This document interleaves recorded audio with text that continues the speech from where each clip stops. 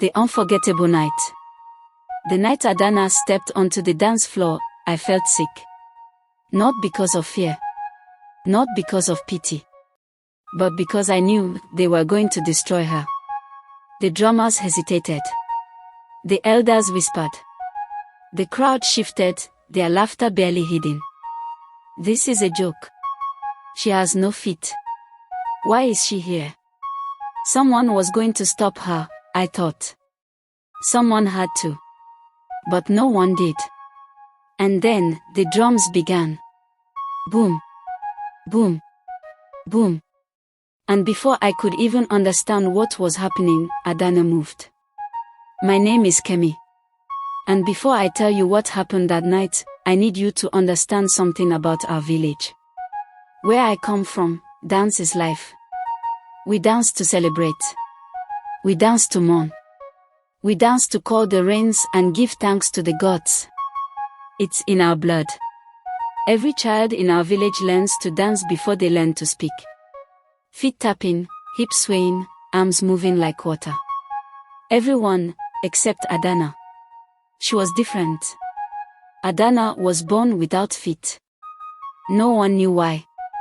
Some whispered that the gods had taken them as punishment. Others said it was just fate. But everyone agreed on one thing: she would never dance.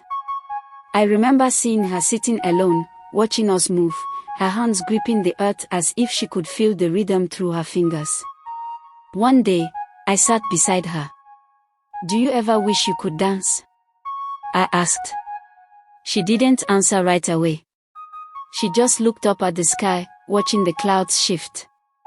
"I don't wish, Kemi," she said finally. "I will dance." I laughed. "How?" I asked. "With what feet?" She didn't get angry. She just smiled. "You see." The first time Adanna said she would dance, people laughed. "Don't be foolish," they told her. "Some things are just not meant to be. The gods have given you another path, find it." But Adanna refused to listen. Then, one day, an old woman arrived in our village. No one knew her name. She watched as the best dancers performed. Then, she pointed at Adanna. "You," she said. "Why do you not dance?" The crowd chuckled. "She has no feet, old woman," someone said. "She can't." But the old woman only smiled. "Can't," she repeated. Then she looked at Adanna. "Child, do you want to dance?" Adanna's voice was steady.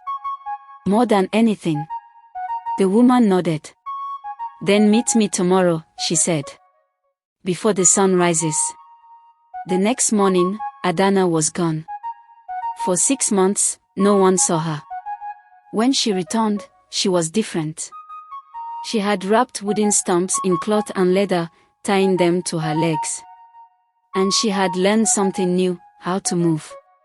She practiced alone at first, in the shadows. Balancing. Falling. Getting up. Falling again. People mocked her. I did too. "Adanna, stop. It's impossible." She only smiled. "You see." Then came the full moon festival. Dancers from all over had come to compete. The best of the best. And then, Adanna stepped forward. A ripple of whispers spread through the crowd. "What is she doing? She has no feet, she can't dance."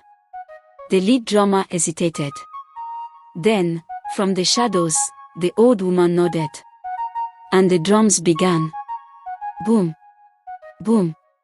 Boom. And then, Adanna moved. She didn't just move. She soared. Her arms cut through the air, her body twisted and turned with power. The wooden stumps she wore struck the ground in perfect rhythm. She leaped. She spun. She was dancing. The crowd gasped. Some fell back. Others swore they were seeing magic. But I knew the truth. It wasn't magic. It was Adanna. The girl they had doubted. the girl they had pitied. And now, she was the best dancer among them. When the drums stopped, the entire village erupted in cheers. Tears ran down Adanna's face. Not from pain. Not from struggle. But from victory. From that night on, no one ever told her she couldn't. No one ever pitied her again. She had proven what we had all failed to see. Limits are only real if you believe in them. She was born with no feet. But she danced anyway. And if she could do that, what's stopping you? How many times have you been told you can't? How many dreams have you let go because someone else decided what you were capable of? Adanna's story is proof. You are more than your limits. So whatever it is you dream of, do it anyway.